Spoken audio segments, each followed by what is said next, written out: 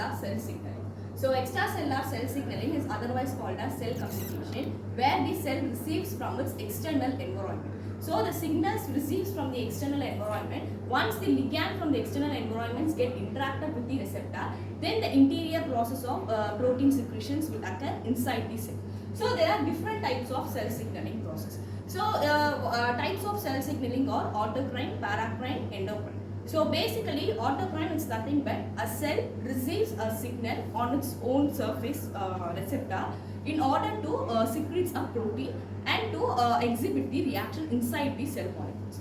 So and paracrine is nothing but a cell will communicate with its neighboring junctions. So one cell will communicate with the nearby neighbor in order to receive the ligand, and the ligand will interact with the receptor, which makes the cells to synthesis of various types of proteins.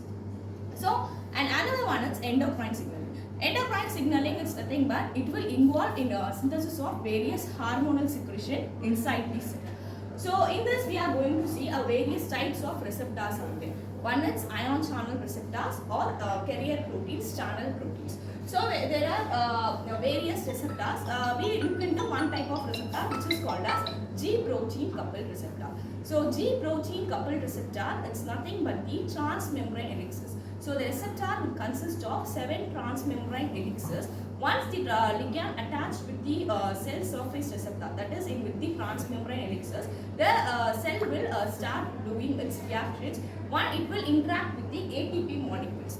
So once the ADP energy will get converted into ATP energy, that is adenosine triphosphate, a cell will start synthesizing the protein and the secondary messengers. So there are various types of secondary messenger, which is called as diazyl glycerol, calcium ions, and various types of phosphate lipid molecules.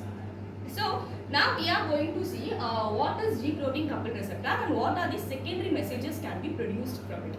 So already we have discussed about it consists of 7 transmembrane helices, and once it interacts with the adenylyl cyclase, the enzyme, it will interact with the adenylyl cyclase enzyme, which will synthesis for protein kinase A enzyme, which further reach to the nucleus. From the cytosol it will reach the nucleus, and in the nucleus it will secrete various types of protein, and further the end products will be the secondary messenger, which is nothing but it may be calcium molecules of diazyl glycerol molecules or any IP3 compound, that is inosine triphosphate compounds. So these are the various types of secondary messengers.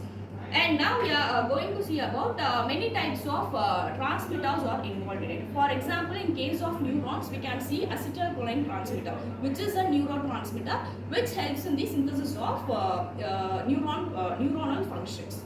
So, for example, acetylcholine will be present in the presynaptic terminal. Once it crosses the synaptic cleft and reaches the postsynaptic terminal, and postsynaptic terminal will consist a receptor on its surface. So once the acetylcholine ligand binds on the postsynaptic terminal receptors, it will synthesis it will communicate the signals to the next neuron. And neuronal structures we already know, there are different types of different parts in neurons, which is called as dendrite, axons, and axons will be 2 types. One is myelinated and non-myelinated, and mostly oligodendrocytes will make the neuronal cells, which is the neuron cells, which is called as oligodendrocytes, which is myelinated cells, and the signals will transfer from one axon, that is synaptic terminal, to another dendrites, to the next neighboring neurons. So from that, this is the process how signal will be transferred in the neuronal junction. And another one, in this one, we can also see the gap synapses, that is the synaptic cells. So synaptic cleft will play the major role in transmissions of the ligand from the presynaptic to postsynaptic terminals. And next one we are going to see about ion channel linked receptor, which is sodium and potassium ion channel. So basically we are going to focus on sodium ion and potassium ion channels. So different ion channels consist of different types of receptors. So basically there is a ratio where 3 sodiums can move from exterior to interior of the cell. At the same time, simultaneously 2 potassium will move opposite direction. that is from the interior to exterior.